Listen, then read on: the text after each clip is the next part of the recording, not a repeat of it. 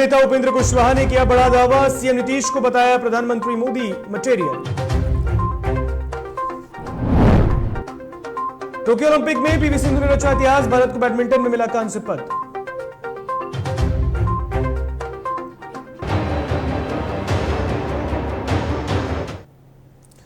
चलिए अब वक्त हो चला है खबरों में बढ़ने का। लोक जनशक्ति पार्टी यानी कि लोजपा में टूट के बाद समस्तीपुर से सांसद और पारस गुट की तरफ से प्रदेश अध्यक्ष प्रिंस राज ने रविवार को पटना पहुंचकर कार्यकर्ताओं को संबोधित किया। इस दौरान उन्होंने पार्टी कार्यालय तक हर जगह उनका भव्य स्वागत किया गया। तो वहीं प्रिंस राज ने पटना पहुंचकर पार्टी कार्यालय में पारस गुट के नेताओं के साथ बैठक की। इस दौरान पूर्व मंत्री भीमराज के साथ ही पार्टी में पूर्व में सदस्य रहे कई नेताओं ने एक बार फिर पार्टी की सदस्यता ग्रहण की है। वहीं पत्रकारों से बातचीत करते हुए प्रिंस राज ने बताया कि पार्टी में बिखराव को खारिज किया गया है। उन्होंने कहा कि कोई टूट नहीं है। साथ ही उन्होंने प्रधानमंत्री नरेंद्र मोदी की भी तारीफ की है। कोई भाई में टूट नहीं है, ना ही कोई पार्टी में टूट है। यह पार्टी वही है जो आदरणीय स्वर्गीय रामदास पासवान जी ने पार्टी बनाई थी, अपने आइडियोलॉजी को रख के दलित शोषित पिछड़े को की आवाज बन के ये हमने पार्टी के गठन हमारे आदरणीय रामदास पासवान जी ने किया था। आज भी वही पार्टी है, कोई पार्टी टूटी नहीं है, कोई भाई में टूट नहीं हुई है, सिर्फ शीर्ष नेतृत्व का बदलाव हुआ है कि हम तो उनका अपना साथी मानते हैं। हमारे लोजपा के 6 सांसद हैं, वो भी लोजपा में ही है, लेकिन जैसे हमने कहा कि भाई वो उनके कुछ सलाहकार है जिस तरीके के भ्रम फैलाते हैं और जिस तरीके का उनको थिंक टैंक देते हैं कि भाई आप ऐसा बोलिए, आप ऐसा कार्य करिए, तो हम चाहेंगे कि उनके इस चीज़ से वो दूर रहें। देखिए उनका ये अपना पर्सनल रहा है। कभी भी हमारे जितने भी पार्टी के पदाधिकारी हो, कार्यकर्ता हो या कोई भी पार्टी के व्यक्ति हो, कभी किसी ने नहीं चाहा था कि हम लोग अकेले चुनाव लड़े। सभी की इच्छा थी कि साथ में ही चुनाव लड़े, लेकिन जिस तरीके का उनका रवैया आदरणीय नीतीश कुमार जी की तरफ रहा, वो हमारी पार्टी के लोगों को अच्छा नहीं लगा। देखिए, हमारे प्रधानमंत्री आदरणीय नरेंद्र मोदी जी हैं, उनके नेतृत्व में बहुत अच्छा काम हो रहा है। वो कर्मठ प्रधानमंत्री है, देश के लिए बात करते हैं, देश की चिंता करते हैं, कैसे आगे बढ़ाया जाए। कोरोना काल में जिस तरीके से उन्होंने काम किया है, सभी को वैक्सीन, जिस प्रकार से वैक्सीन लग रही है, आधे से ज़्यादा जनसंख्या को वैक्सीन लग चुकी है। बाकी विदेशों में देखिए तो इतनी तो पॉपुलेशन नहीं है जितनी हमने वैक्सीन यहाँ लगा दी है। तो हमारे आदरणीय प्रधानमंत्री नरेंद्र मोदी जी हैं और उनके कुशल नेतृत्व में ये लोजपा सांसद चिराग पासवान आशीर्वाद यात्रा को लेकर नालंदा पहुंचे, जहां राजगीर से उन्होंने आशीर्वाद यात्रा की शुरुआत की। सबसे पहले सांसद चिराग पासवान ने राजगीर के गुरुद्वारे में अरदास किया। उसके बाद बिहार शरीफ सर्किट हाउस में प्रेस वार्ता की। प्रेस वार्ता के दौरान सांसद चिराग पासवान ने कहा कि नीतीश सरकार की नीतियों से बिहार की जनता उब चुकी है। आने वाले वक्त में लोग लोक जनशक्ति पार्टी में विकल्प तलाश रहे हैं। तो वहीं उन्होंने मुख्यमंत्री के साथ निश्चय योजना को भी बेकार बताया।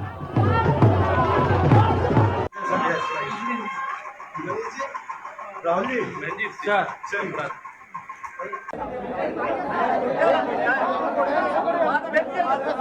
विधि व्यवस्था को आप देखिए। एक मुझे कोई नालंदा का मुझे व्यक्ति आप दिखा दीजिए, नालंदा जिला का, जो बोले कि बिना घूस लिए भैया हम लोग का कोई काम होता है। हर सरकारी योजना में, हर सरकारी काम में बिना घूस के, बिना रिश्वत दिए कोई काम नहीं होता। और यही कारण है कि सालों से योजनाएं लंबित पड़ी हैं। नली गली नल जल योजना, जितनी भी इनकी योजनाएं हैं, 7 निश्चय भ्रष्टाचार की सबसे बड़ी योजना है। आने वाला समय बताएगा, इतिहास गवाह बनेगा और आप लोग देखिएगा कि किस तरीके से जब जांच होगी तो पता चलेगा कि 7 निश्चय बिहार के इतिहास में सबसे बड़ी भ्रष्टाचार की योजना रही है। आज आशीर्वाद यात्रा था और यहाँ भी चिराग भाई जा रहे हैं, वहाँ पर भरपूर उनको इतना समर्थन मिल रहा है कि आने वाला भविष्य के मतलब देखा जाए तो है। जेडीयू संसदीय बोर्ड के अध्यक्ष उपेंद्र कुशवाहा ने मीडिया से बातचीत के दौरान सीएम नीतीश कुमार को पीएम मटेरियल करार दिया है। इस दौरान उन्होंने मुख्यमंत्री नीतीश कुमार की तुलना प्रधानमंत्री नरेंद्र मोदी से भी कर डाली। साथ ही उन्होंने जनसंख्या नियंत्रण और जातिगत जनगणना को लेकर भी खुलकर बयान दिया है। तो वहीं पार्टी में उनके कद और ललन सिंह को पार्टी का राष्ट्रीय अध्यक्ष बनाए जाने को लेकर भी कई दावे किए हैं। तो आपको बता दें कि पटना में आज जेडीयू संसदीय बोर्ड के अध्यक्ष उपेंद्र कुशवाहा ने मीडिया से बात करते हुए एक बड़ा बयान दिया। उन्होंने कहा है कि CM Nitish Kumar PM material हैं, वो प्रधानमंत्री पद के लिए बिल्कुल सही दावेदार हैं और साथ ही साथ उन्होंने सीएम नीतीश कुमार की तुलना प्रधानमंत्री नरेंद्र मोदी से भी की है।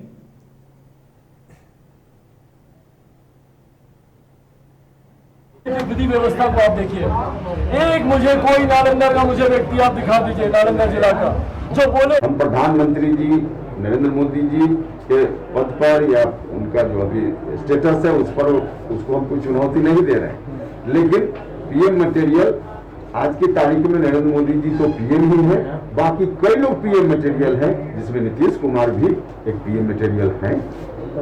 देखिए, देश के स्तर पे आज एक माहौल बनाने की जरूरत है जातीय जनगणना को लेकर, क्योंकि 2021 अभी हर 10 साल पर सेंसस देश में होता है। 2021 में होना है, कोरोना के चलते थोड़ा विलंब हो सकता है। अगर इस बार नहीं हुआ तो फिर अगला 10 साल इंतजार करना पड़ेगा, और तब तक इतना नुकसान, रोज नुकसान हो रहा है, और इस नुकसान को अगर आगे 10 साल के लिए और बढ़ा दिया जाए तो यह किसी के साथ न्याय नहीं होगा। इसलिए जरूरत इस बात की है कि इस बार किसी भी तरह से देश में माहौल बना करके, देश में हर तरह से लोगों को जागरूक करके, और भारत सरकार को इस बात के लिए प्रेरित किया जाए कि जातीय जनगणना जो खुद ही उन्होंने कहा है एक समय पे, उसको कराना चाहिए, कराना है, कराएं, यह बात कहने की जरूरत है। और इसमें नीतीश कुमार जी का रोल, बहुत बड़ा रोल देश भर में हो सकता है। और ललन सिंह के जेडीयू के राष्ट्रीय अध्यक्ष बनने पर नालंदा में जदयू के नेताओं में हर्षोल्लास का माहौल देखा जा रहा है। जदयू नेताओं ने नालंदा में एक दूसरे को मिठाई खिलाकर खुशी का इजहार किया और नए राष्ट्रीय अध्यक्ष को भी बधाई दी। सांसद ललन सिंह के राष्ट्रीय अध्यक्ष बनाए जाने पर जदयू नेताओं ने कहा कि सांसद ललन सिंह के राष्ट्रीय अध्यक्ष बनाए जाने पर पार्टी को और मजबूती मिलेगी।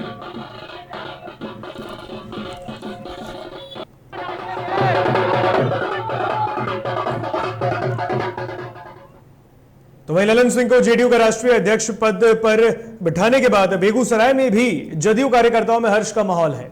जदयू कार्यकर्ताओं ने एक दूसरे को रंग गुलाल लगाकर और मिठाई खिलाकर जश्न मनाया। तो इस कार्यक्रम का नेतृत्व युवा जदयू के जिला अध्यक्ष सौरभ कुमार ने किया। तो वहीं मौके पर मटियानी से विधायक राजकुमार सिंह भी मौजूद रहे।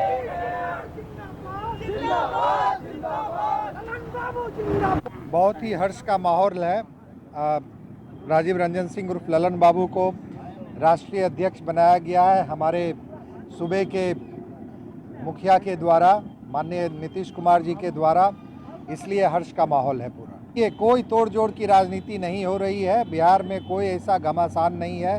ये घमासान सिर्फ मीडिया के लोगों ने फैला रखा है। जो एनडीए की सरकार है पूरी मजबूती के साथ चल रही है और पूरे 5 वर्ष का अपना कार्यकाल पूरा करेगी और आगे भी यही सरकार रहेगी। के साथ ही आज राजीव रंजन सिंह उर्फ ललन सिंह के राष्ट्रीय अध्यक्ष बनने के उपलक्ष्य में एक जश्न का कार्यक्रम मनाए हैं और आज 2:30 बजे भी माननीय विधायक आदरणीय राजकुमार सिंह जी की अगुवाई में बाइक जुलूस का भी कार्यक्रम है। युवा जनता दल यू बेगूसराय ही नहीं पूरे बिहार का युवा जनता दल यू आज राष्ट्रीय अध्यक्ष मनोनीत होने पर जश्न का कार्यक्रम मना रहा है। वहीं बिहार के डिप्टी सीएम तारकिशोर प्रसाद औरंगाबाद पहुंचे, जहां उन्होंने एक रिजॉर्ट में आयोजित भाजयूमो राज्य कार्यकारिणी की बैठक में भाग लिया। इस दौरान उन्होंने अपने संबोधन के दौरान बीजेपी के युवा साथियों की हौसला अफजाई की। साथ ही उन्होंने राष्ट्रवाद की धारा को सिंचित कर उसे आगे बढ़ाने की भी अपील की। उपस्थित हमारी बहनें रोशनी दिखती है जब अंधेरा। बता दें आपको कि आज बिहार के डिप्टी सीएम तारकिशोर प्रसाद औरंगाबाद पहुंचे और औरंगाबाद में उन्होंने भाजपा की कार्य समिति बैठक में हिस्सा लिया और इस दौरान उन्होंने बीजेपी युवा नेताओं को, कार्यकर्ताओं को भी गर्मजोशी से उनको भी उनकी हौसला अफजाई की है। तस्वीरों में आप देख सकते हैं औरंगाबाद पहुंचे बिहार के डिप्टी सीएम तारकिशोर प्रसाद ने आज कार्यक्रम में हिस्सा लिया। बीजेपी युवा मोर्चा की कार्य समिति की बैठक जिसमें उन्होंने हिस्सा लिया, जिसके बाद उन्होंने संबोधन में पार्टी संगठन मजबूती और तमाम तरीके की बात कही है। हो गया, नहीं हो गया। व्यवस्था में लगे एक सामान्य घर का व्यक्ति जब भारत का यशस्वी प्रधानमंत्री बना श्री नरेंद्र भाई मोदी जी, उन्होंने उन सारी चीजों को, उन सारी राजनीतिक और देश से जुड़े हुए ऐसे सवालों की प्रतिबद्धता को उन्होंने कार्य रूप में करने का काम किया। आज भी आप भारतीय जनता पार्टी के कार्यकर्ता के रूप में सिर उठाकर आप इस बात को कहते हैं और गौरवान्वित होते हैं। खबरें आगे और भी है, लेकिन यहाँ रुकेंगे एक छोटी सी ब्रेक के लिए, कहीं मत जाइएगा।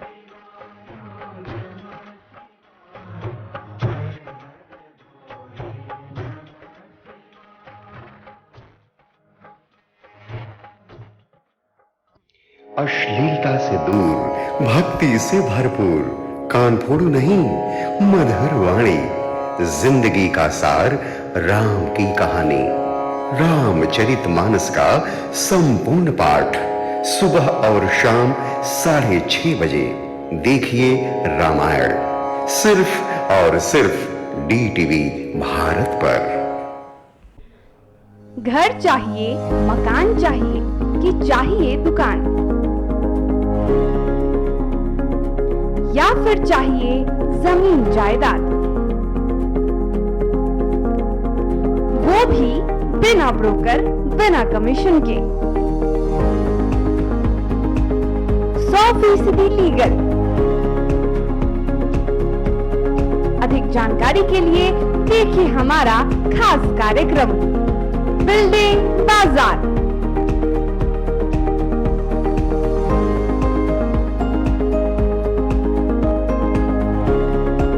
Finance expert engineer Madan Gupta के साथ सिर्फ DTV भारत पर, शनिवार और रविवार रात 8:30 बजे।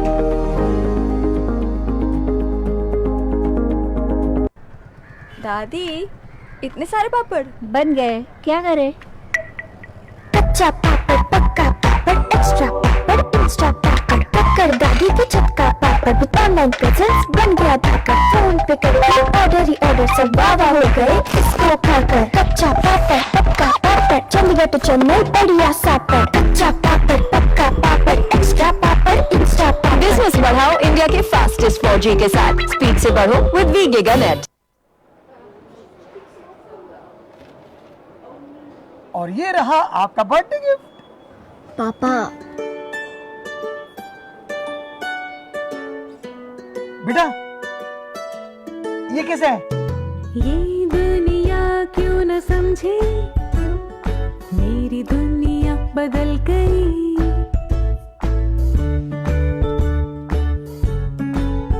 और ये देखो पीहू,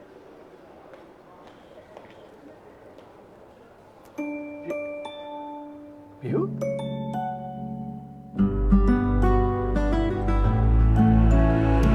गुड़ियों से खेलने वाली तेरी गुड़िया बड़ी हुई। बच्चे कब बड़े हो जाते हैं पता ही नहीं चलता।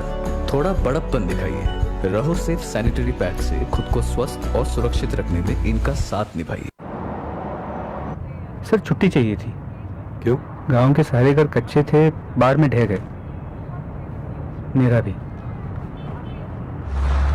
Good morning sir. देखिए, बुनियाद भी पक्की, आपका नया घर भी पक्का, सालों साल चलेगा सर।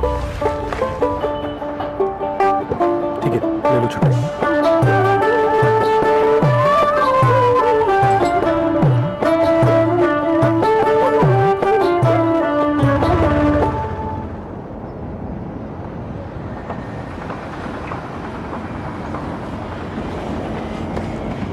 लो, हो गया घर पक्का। छुट्टी कैंसिल।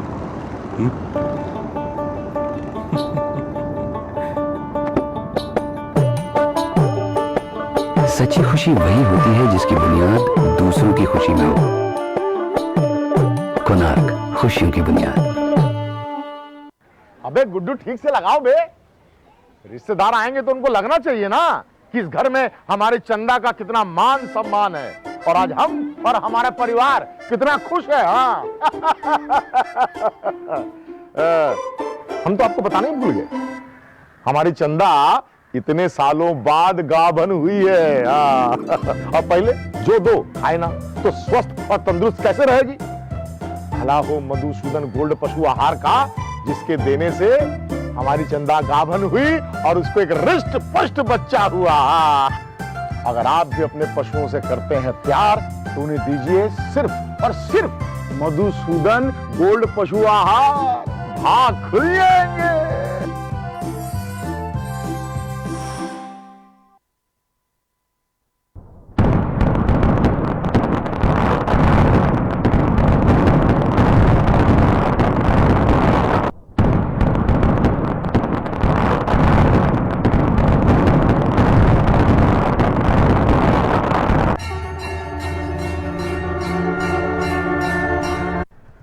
दादी इतने सारे पापड़ बन गए, क्या करे? कच्चा पापड़, पक्का पापड़, एक्स्ट्रा पापड़, इंस्टा पापड़, टक्कर दादी के छत का पापड़, विद ऑनलाइन प्रेजेंस बन गया धाकड़। फोन पे करके ऑर्डर ही ऑर्डर, सब वाह हो गए इसको खाकर। कच्चा पापड़, पक्का पापड़, चंडीगढ़ टू चेन्नई बढ़िया सापड़। कच्चा पापड़, पक्का papad, extra papad, insta papad. Business बढ़ाओ इंडिया के फास्टेस्ट 4G के साथ। स्पीड से बढ़ो विद वी गिगा नेट।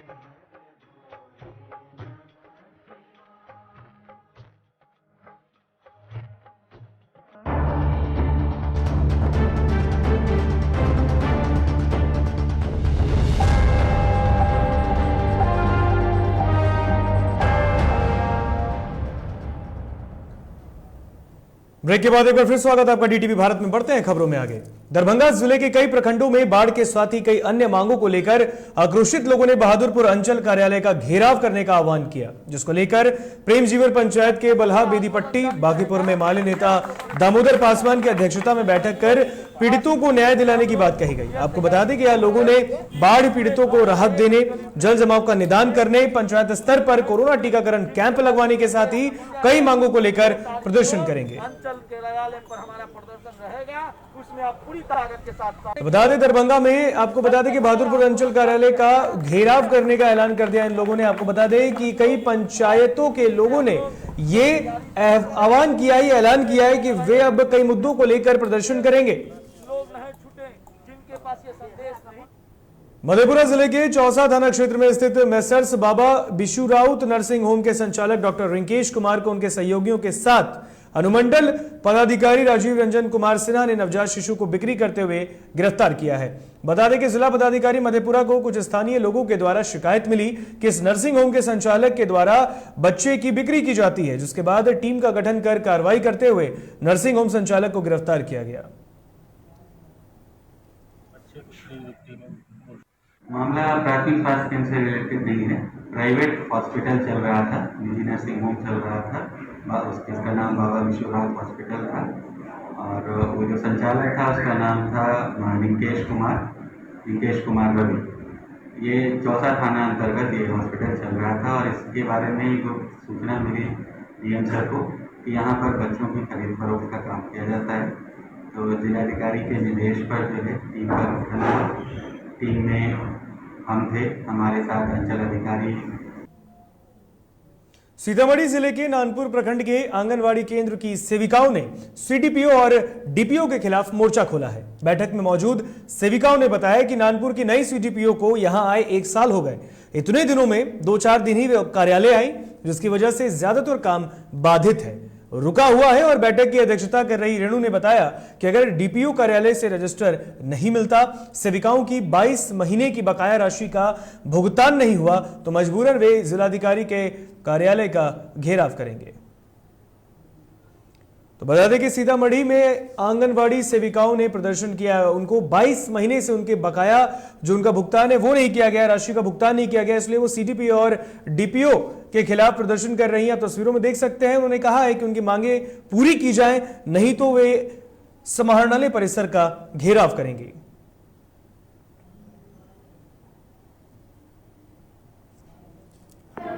हम डीपीओ और सीडीपीओ बहुत प्रताड़ना कर रही है। अच्छा, जी।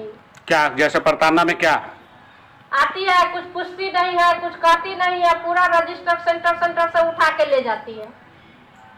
इसका विरोध आपने पहले नहीं किया? ले ही गई है ये 27 तारीख को, 28 तारीख को ले गई, 29 को ले गई है। सभी का 7 को सेंटर का ले गई है, जिस सेंटर पे गई है सब। तो वहीं पूर्वी रेलवे कर्मचारी संघ के 22वें अधिवेशन में बिहार सरकार के श्रम संसाधन मंत्री जीवेश मिश्रा मुंगेर पहुंचे। इस दौरान उन्होंने मुंगेर किला परिसर स्थित परिसदन में प्रेस कॉन्फ्रेंस की। उन्होंने कहा कि बिहार में 23,000 करोड़ रुपयों का निवेश होगा। 59 बड़ी कंपनियों ने बिहार में एथेनॉल उत्पादन के फैक्ट्री बिठाने के लिए आवेदन दिया है और इस मौके पर स्थानीय बीजेपी विधायक प्रणव यादव भी मंत्री जीवेश मिश्रा के साथ मौजूद रहे। देखिए, बिहार की सरकार स्किल्ड लोगों को निपुण रोजगार देने के लिए, लोगों को निपुण बनाने पर बहुत तेजी से काम कर रही है। हम लोगों का चुनाव के अंदर वादा था कि 19 लाख लोगों को हम लोग रोजगार मुहैया कराएंगे और यह रोजगार कौशल के माध्यम से ही आ सकता है। तो इस क्षेत्र में हम लोग कई कार्य कर रहे हैं। श्रम संसाधन विभाग के माध्यम से हम लोग कौशल विकास पर जोर दे रहे हैं। देखिए, बिहार और इस वक्त एक बड़ी खबर टोक्यो ओलंपिक से आ रही है, जहां पीवी सिंधु ने इतिहास रच दिया है। बड़ी खबर सामने आ रही है टोक्यो ओलंपिक से, भारत के लिए गुड न्यूज है। पीवी सिंधु ने इतिहास रचा है। आपको बता दें कि लगातार दूसरी बार मेडल भारत के नाम किया। खेल में भारतीय हॉकी टीम ने भी कमाल किया। यह बड़ी खबर टोक्यो ओलंपिक से सामने आ रही है। इस वक्त की बड़ी खबर, हॉकी टीम ने ग्रेट ब्रिटेन को 3-1 से हराया है। तो वहीं पीवी सिंधु ने देश के मान को एक बार फिर ऊपर किया है। 41 साल बाद सेमीफाइनल में टीम पहुंची है। आपको बता दें कि टीम इंडिया 41 साल बाद सेमीफाइनल में पहुंची है। और इस वक्त एक बड़ी खबर सामने आ रही है, पीवी सिंधु ने इतिहास रचा है। टोक्यो ओलंपिक्स में भारत के लिए गुड न्यूज है। पीवी सिंधु ने कांस्य पदक जीता है, ब्रोंज अपने नाम किया है। तो ये बड़ी खबर। और खेल में भारतीय हॉकी टीम ने भी कमाल किया है। आपको बता दें कि ग्रेट ब्रिटेन को 3-1 से भारतीय हॉकी टीम ने मात दी है। बड़ी खबर टोक्यो ओलंपिक से सामने आ रही है। कोरोना वैश्विक महामारी के बीच ये बड़ी खबर और गुड न्यूज इंडिया के लिए, गुड न्यूज सामने आ रही है। 41 साल बाद सेमीफाइनल में टीम इंडिया पहुंची है। आपको बता दें कि पीवी सिंधु ने भी भारत को गुड न्यूज दिया है। आपको बता दें कि ये भारत को मेडल मिला है। भारत को एक और मेडल पीवी सिंधु ने लाकर दिया है। इससे पहले रियो ओलंपिक्स में उन्होंने एक मेडल जीता और उसके बाद टोक्यो ओलंपिक्स में पीवी सिंधु ने भी मेडल जीता। और इस पर अधिक जानकारी के लिए हमारे साथ हमारे सहयोगी निर्भय किशोर जुड़ चुके हैं। निर्भय, भारत के लिए गुड न्यूज टोक्यो ओलंपिक्स से। बिल्कुल कह सकते हैं ऋतिक कि रविवार का दिन भारत के लिए काफी खास रहा, क्योंकि जिस तरीके से भारत ने आज दूसरा मेडल अपने नाम किया है, तो दूसरी तरफ हॉकी टीम भी बेहतर करती हुई दिख रही है। ऐसे तो देखा जाए कि इस टोक्यो ओलंपिक में हॉकी टीम काफी बेहतर परफॉर्मेंस कर रही है और इसका ही नतीजा है कि 41 साल के बाद भारतीय जो टीम है वो सेमीफाइनल में पहुंची है। हालांकि अब सबसे बड़ी बात है कि जिस तरीके का इनका खेल रहा, आगे आने वाले दिनों में खेल कैसा होगा, क्योंकि अगला जो मैच होने वाला है हॉकी टीम का, वो विश्व चैंपियन बेल्जियम से होने वाला है। तो ऐसे में अब बेल्जियम से क्या जीत पाती है और सेमीफाइनल में जीतने के बाद अब मतलब कह सकते हैं कहीं ना कहीं कि अब भारत के लिए एक और जो मेडल की जो उम्मीदें हैं वो बढ़ती हुई दिख रही है और वो भी हॉकी टीम से। लेकिन अगर पूरे खेल को लेकर के देखा जाए तो हॉकी टीम काफी बेहतर करती रही। दूसरे सेमीफाइनल जो होने वाली अगर जीत हो जाती है, यानी कि बेल्जियम से अगर भारत जीत जाती है, तो दूसरी तरफ जो है वो सेमीफाइनल ऑस्ट्रेलिया और जर्मनी के बीचों में है।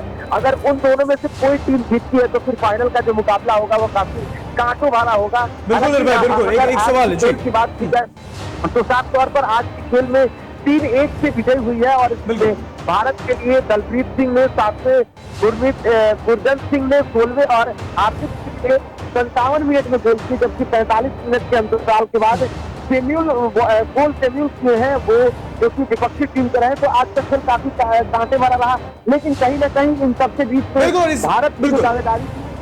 बिल्कुल, इस बीच में एक मेडल भी भारत के नाम हुआ है। पीवी सिंधु ने ब्रोंज मेडल भारत को लाके दिया है। बिल्कुल कह सकते हैं कि कहीं ना कहीं पीवी सिंधु से पहले भी उम्मीदें लगातार बरकरार थी और ऐसे में भले ही ब्रॉन्ज मेडल उन्होंने अपने नाम किया है, लेकिन ये भारत के लिए भी बड़ी उपलब्धि कही जा रही है, क्योंकि जिस तरीके से पीवी सिंधु लगातार खेलती आई है और उन्होंने इतिहास रच किया है। उन्होंने टीम की खिलाड़ी, वो टीम जो कि सबसे अधिक मेडल अपने नाम करता हुआ दिख रहा है, लगातार खिलाड़ी जो है वो बेहतर परफॉर्मेंस कर रहे हैं और ऐसे में जो टीम की आओ है, उनको पीवी सिंधु ने हराया है। आज का जो बिल्कुल 21-13, 21-15 से उन्होंने मात देकर अपने नाम हासिल किया है मेडल। लेकिन आज का जो दिन कहा जाए कुल मिलाकर तो ऋतिक आज का दिन काफी बेहतर रहा और ऐसे में भारत के लिए खुशी की खबर है। जी बिल्कुल बिल्कुल, तमाम जानकारी के बहुत बहुत शुक्रिया आपका। तो बता दें कि टोक्यो ओलंपिक से भारत के लिए गुड न्यूज है। पीवी सिंधु ने एक और मेडल देश के नाम किया है, ब्रॉन्ज मेडल पीवी सिंधु ने देश को लाकर दिया है। चलिए बढ़ते हैं खबरों में आगे। रोहतास जिले के विक्रमगंज में बिहार ग्रामीण चिकित्सक संघ मंच द्वारा कोरोना योद्धाओं को पुरस्कार देकर सम्मानित किया गया। कार्यक्रम का उद्घाटन राष्ट्रीय संयोजक बिहार ग्रामीण चिकित्सक मंच के डॉक्टर मिथिलेश चौबे और बिहार ग्रामीण मंच के अध्यक्ष डॉक्टर जितेंद्र सिंह ने दीप प्रज्वलित कर किया।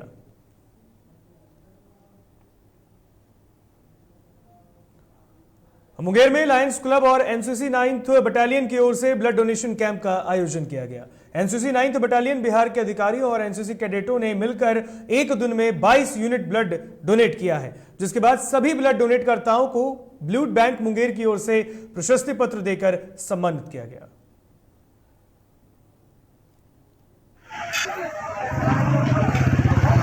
वामा और 9 बिहार बटालियन एनसीसी के इकाई 7/9 कंपनी आरडीएन विजय कॉलेज मुंगेर के एनसीसी के बच्चे यहाँ ब्लड डोनेट करने के लिए आए। ब्लड डोनेशन का हमारा मकसद था समाज की भलाई के लिए। हम लोग आगे बढ़कर हमेशा काम करते हैं। हमें सेकेंड लाइन ऑफ डिफेंस माना जाता है, इसलिए आर्मी के बराबर ही हम लोग एनसीसी में हमेशा तैयार रहते हैं देश के हर एक्टिविटी में भागीदारी के लिए। उत्तर प्रदेश के सोनभद्र में 3 दिनों से रुक रुक कर हो रही बारिश के कारण कहीं खुशी तो कहीं गम का माहौल है। यहां पिछले 3 दिनों से रुक रुक कर हो रही मानसूनी बारिश ने किसानों के मुरझाए चेहरों पर मुस्कान ला दिया, तो साथ ही कई बीघा फसल भी खराब हो गए, जिससे किसानों को लाखों का नुकसान हुआ है। आपको बता दें कि यहां के बेलन नदी का जलस्तर बढ़ जाने से कई इलाकों में पानी फैल गया है, जिससे लोग परेशान हैं।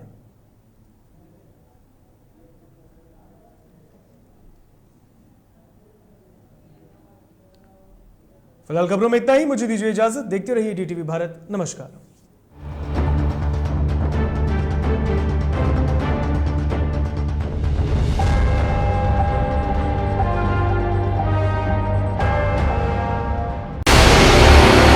डीटीवी भारत की मुहिम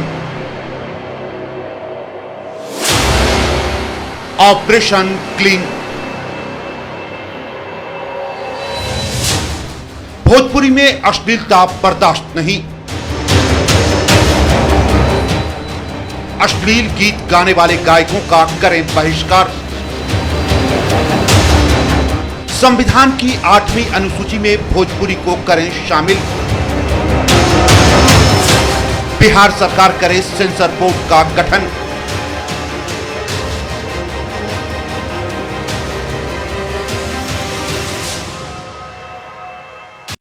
अश्लीलता से दूर, भक्ति से भरपूर, कान फोड़ू नहीं, मधुर वाणी, जिंदगी का सार, राम की कहानी, रामचरितमानस का संपूर्ण पाठ सुबह और शाम 6:30 बजे देखिए रामायण, सिर्फ और सिर्फ डीटीवी भारत पर।